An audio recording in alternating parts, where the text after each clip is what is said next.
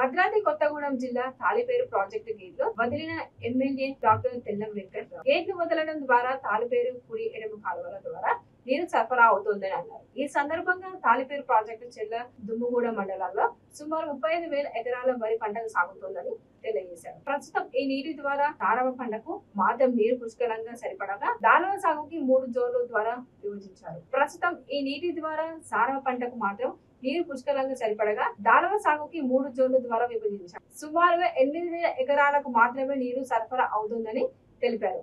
Irrigation అధికారులు చొరవ తీసుకొని 2 పంటలు పండే విధంగా నీటి సరఫరా చేసే విధంగా ప్రణాళిక సిద్ధం చేయాలని ఎమ్మెల్యే అధికారులు సూచించారు. ఈ తాలిపేరు ప్రాజెక్టు కాంగ్రెస్ పార్టీ మంత్రి శ్రీరామ్ సిద్ధారెడ్డి దీనికి రూపకల్పన చేయగా జరగడం వెంకటరావు ముఖ్యమంత్రిగా ఉన్న సమయంలో ప్రాజెక్టు ప్రారంభించడం జరిగిందన్నారు. ఈ తాలిపేరు ప్రాజెక్టు 2 మండల ప్రజలకు వరప్రదాయని తెలియజేశారు.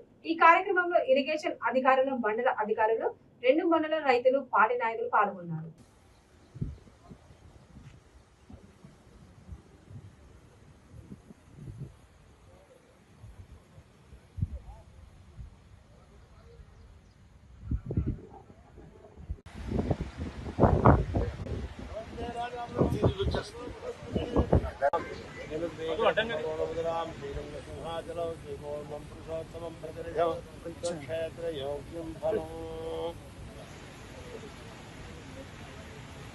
ఈరోజు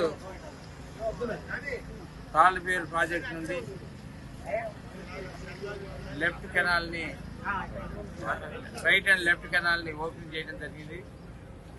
ఈరోజు రైతులు, దాంతోపాటు డిపార్ట్మెంట్ ఎస్సీ గారు, ఈఈ గారు, డిఈ గారు మరియు లోకల్ ఎంఆర్ఓ గారు, రైతులు రామారావు గారు, పాలన్స్ రామారావు గారు, అలానే ఎంపీటీసీలు, జడ్పీటీసీలు, కార్యకర్తలందరూ కూడా ఈరోజు మీడియా మిత్రులందరికీ ప్రత్యేకమైన ధన్యవాదాలు తెలుపుకుంటూ, తాలిపేరు ప్రాజెక్ట్ అనేది 2 మండలాలు కూడా వరమైంది. దుమ్మగూడెం మండలం, చర్ల మండలానికి ఒక వరము.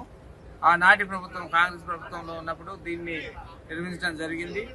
ఈ రోజు నేను నా చిన్నప్పుడు చూసేవాడిని. ఈ నియోజకవర్గాలన్నీ కూడా, నా భద్రాచలం నియోజకవర్గంలో 2 మండలాలు కూడా చాలా వరకు ఆ చిన్ననాటి డ్రాట్ ఏరియా ఉండేది. ఈ డ్రాట్ ఏరియా దాన్ని ఆనాటి ప్రభుత్వం మన గుర్తించి ఈ తాలిపేరు ప్రాజెక్టు కట్టడం వల్ల అనేక మంది రైతులు ఈ రోజు ఇక్కడ ఒక 20,000 సుమారుగా దుమ్మగూడెం మండలం నుంచి, దుమ్మగూడెం మండలంలో కూడా ఒక 20,000 ఆయకట్టు ఈరోజు దీని కింద ఉంది. దీని బ్రహ్మాండంగా ఈరోజు రైతులు పండిస్తున్నారు. ఇంకొకటి అంటే ఒక్క పంటకు మాత్రం గ్యారంటీ పంట ఇస్తున్నాం మనం ఈ తాలిపేరు ప్రాజెక్టు నుంచి. ముందు కాలంలో ప్రభుత్వం దీనికి ఒక ఆలోచన చేసి ఖచ్చితంగా 2 పంటలు కూడా రైట్ అండ్ లెఫ్ట్ కెనాల్ ని 2 పంటలు పండించే విధంగా తయారు చేయాలని ఎస్సీ గారిని, మరి డిఈలందరినీ కూడా, ఈఈలందరినీ కూడా ప్రాధేయపడుతున్నాను.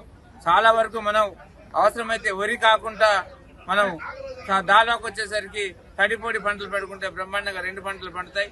2 పంటలు కూడా రైతులందరూ కోఆపరేట్ చేసి మనం దీన్ని కాపాడుకోగలిగితే ఈ మన 2